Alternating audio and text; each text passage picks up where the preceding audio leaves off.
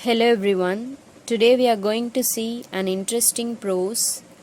I can't climb trees anymore, written by Ruskin Bond. Here, I refers to the narrator or visitor. He is the narrator as well as he is the visitor. Why the narrator is telling he couldn't climb trees anymore? What may be the reason?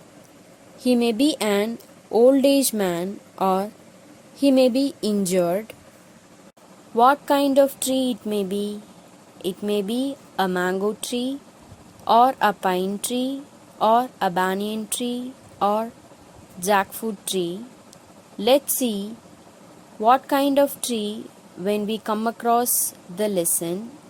Let's see what are all the benefits of a tree. Trees are home to different birds and insects. Trees have a big role in bringing rain. Without trees, the climate would be drier and hotter. Trees provide shade and keeps the temperature cool.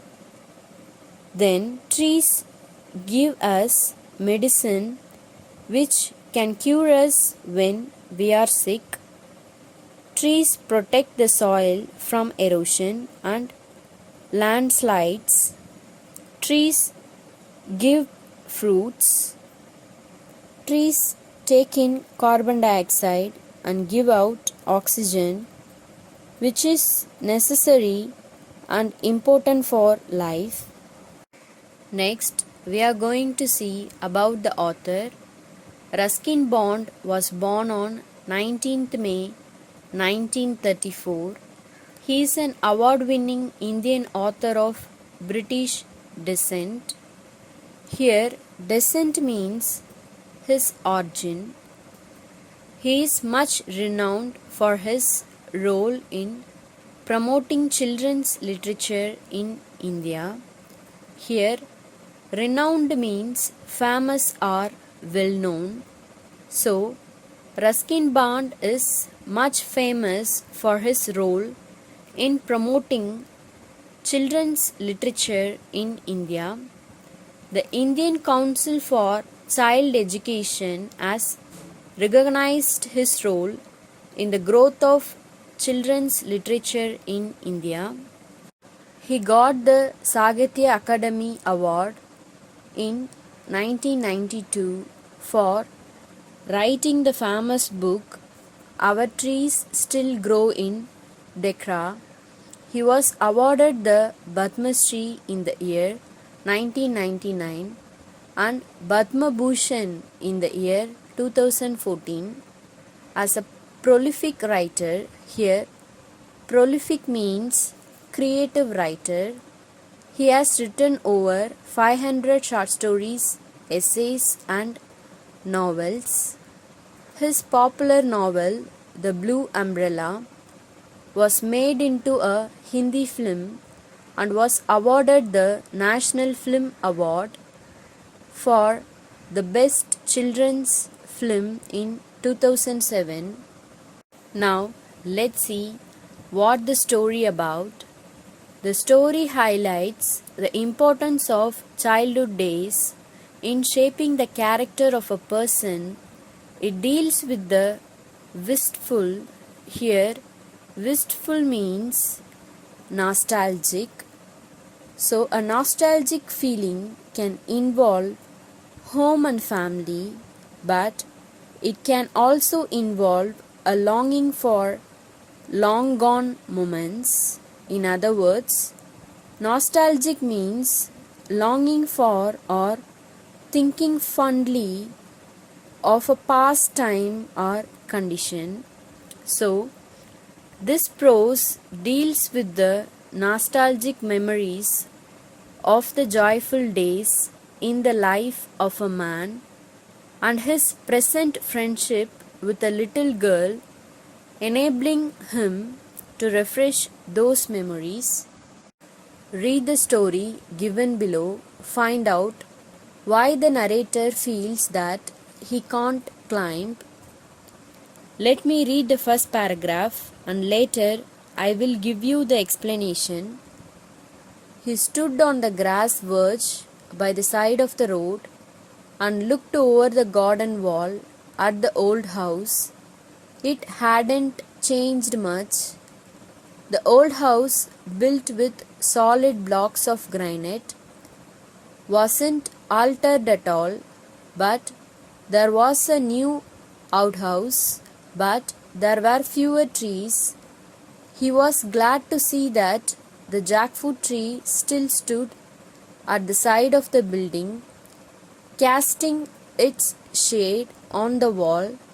He remembered his grandmother saying, "Here, verge means at the edge, outhouse means a building near to main building."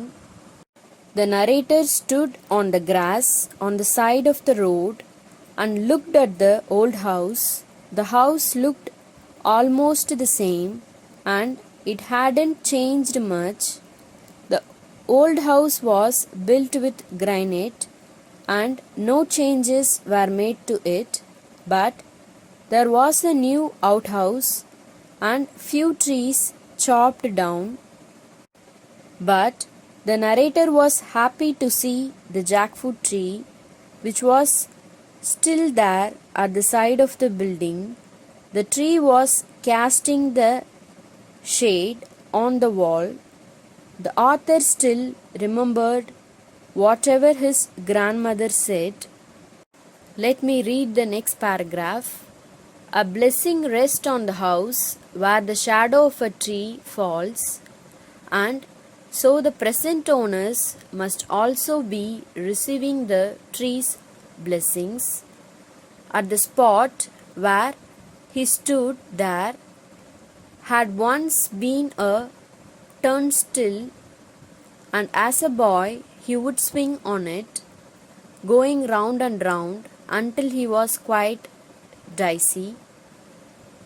Now the turnstile was gone, the opening walled up.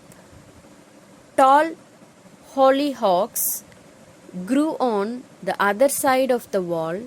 Here, turnstile means a mechanical gate consisting of revolving horizontal arms fixed to a vertical post, allowing only one person at a time to pass through. Dicey means faint or giddy. Hollyhocks means a tall Eurasian plant of the Mellow family with large showy flowers. Once his grandmother said that there is a blessing on the house if the shadow of trees falls on the house. So the narrator is thinking that the present owner is also getting the blessings from the same jackfruit tree. At the place where the narrator stood was a mechanical gate consisting of revolving horizontal arms fixed to a vertical post, allowing only one person at a time to pass through, and as any young boy, he used to swing on it. He played on it till he was giddy. But now there is no turnstile. That opening was covered with a wall. Here we can see the picture of turnstile. Tall hollyhocks had grown on the other side of the wall. Here we can see the picture of hollyhocks. So what is mean by hollyhocks? A tall Eurasian plant of the Mellow family with large showy flowers. Let me read the next paragraph. What are you looking at? It was an disembodied voice at first. Moments later, a girl stood framed between dark red hollyhocks, staring at the man. She was only 12 or 13, with lively eyes and long black hair. So what is mean by disembodied voice? Disembodied voice means of a sound lacking any obvious physical source. Suddenly a voice came up asking him what he was seeing. It was a distinctive voice. A girl looked at the man from the hollyhocks. She was just 12 or 13 with long black hair and eyes full of energy. I am looking at the house. Is it yours? He asked. No, it is my father's. Why? Do you want to buy it? And what does your father do? He is only a colonel. Only a colonel?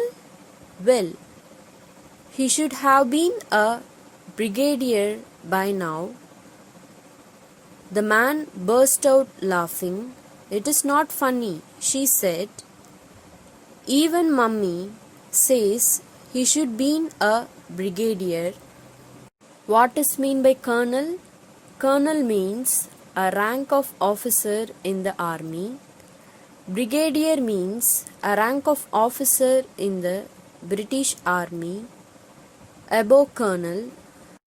The man asked if the house was that girl's and that he was looking at it. She replied that it was her father's, and if the man wanted to buy it. The man asked what her father does. She replied that he is only a colonel. The man was surprised to hear the words only a colonel. Why this word only? The girl replied that he should have been a brigadier by then. The man, here the man refers to the narrator, laughed out without control. The girl was telling it seriously. She felt it was not funny and that even her mother felt that her dad should have been a brigadier by this time.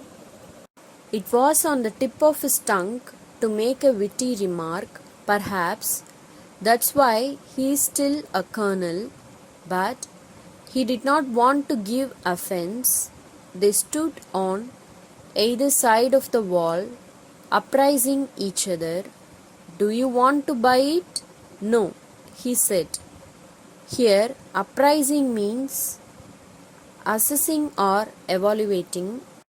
He just wanted to say something but stopped himself from saying as he didn't want anyone to be offended. He intended to make fun of the girl's father as he was still a colonel. The man and the girl were on either side of the wall, assessing each other. The girl asked again if the man wanted to buy the house. He said no. Here he refers to the narrator. He doesn't want to buy the house. Well, she said, if you don't want to buy the house, what are you looking at? I used to live here 25 years ago as a boy, as a young man, and then my grandmother died and we sold the house and went away. She was silent for a while, taking in this information. Then she said, and you did like to buy it back, but you don't have the money. He did not look very prosperous. Here, prosperous means flourishing. The girl insisted that if he doesn't want to buy the house, then why was he looking at the place? He told her that he used to stay in that house some 25 years ago when he was a boy and grew up as a young man there. Later, when his grandmother died, they sold the house and went away from there. She was trying to sink in what the man told her. She thought that maybe He wants to buy the house, but he didn't have enough money. The man didn't look wealthy now. No, I wasn't thinking of buying it back. Wanted to see it again. That's all. How long have you lived in it? Only 3 years, she smiled. Would you like to come in and look more closely? Wouldn't your parents mind? They have gone to the club. They won't mind. I am allowed to bring my friends home, even elderly friends like me. How old are you? The man told her. Here, the man refers to the narrator. So, the narrator told her that he was not thinking of buying back the house and that he just wanted to see the house again. He asked her how long they had lived here. She said that she lived there for only 3 years and gave a smile to the man. She asked if he would like to come in and have a closer look at the house. The man asked if her parents would allow. She told him that they had gone to the club and that she was allowed to bring her friends home. He was still not convinced and said, if even elderly friends like him are allowed inside the house? She immediately asked how old he was. Oh, just middle-aged but feeling young today, and to prove it, he decided he did climb over the wall instead of going round to the gate. He got up on the wall all right, but had to rest there, breathing heavily. He said, here he refers to the narrator. So the narrator said maybe middle-aged, but he was young that day, and to prove that, he decided to climb over the wall instead of going through the gate. Though he could climb up on the wall, he had to take some rest as he was breathing heavily. Next, we are going to see summary. A visitor or the narrator watched the old house that had not changed. It was built with granite walls. It had a new outhouse with fewer trees. The jackfruit tree was still there, giving shade. His grandmother felt the shade was a blessing from the trees. As a boy, he used to swing on a turnstile going round and round. Now it was gone. The tall hollyhocks grew on the other side of the wall. A girl stood between the red hollyhocks, staring at the man. She was 12 or 13 years old, slim, with lovely eyes and long black hair. The girl asked the man whether he wanted to buy the house. The girl said it was her father's house and that he was a colonel. She says that her mother said that he should have become a brigadier. They stood on either side of the wall, appraising each other. The man said that he looked at the house because he lived there once and they had sold the house after his grandmother's death. She asked whether he would like to buy the house then. Later, she realized he didn't have the money as he didn't look prosperous. He said he only wanted to see it, and the girl said that they had lived there for 3 years. She called him in to have a better view of the house and that her parents wouldn't mind. She finds that he is middle-aged.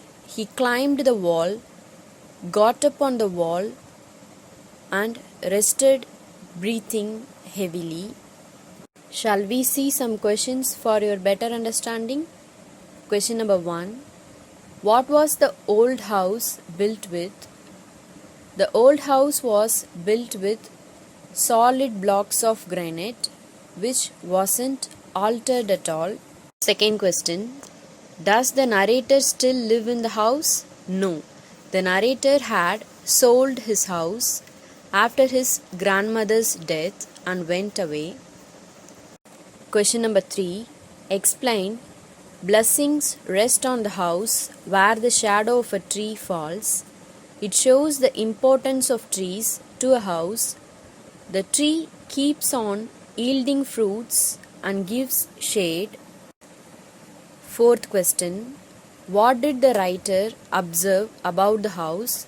The house was not altered, but there was a new outhouse and fewer trees. The turnstile was gone and the opening walled up. Question number 5. What was the local superstition about trees? If the shadow of a tree falls on the house, then the house will be a blessed one. Sixth question. What did the narrator do with the turnstile when he was a boy? As a boy, the narrator would swing on it, going round and round until he was quite dizzy. Question number 7. Who is the owner of the house now? A colonel, the father of the little girl, is the owner of the house. I have enclosed the classwork instructions in the PDF.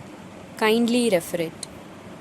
So now we have reached the end of this session. Thank you.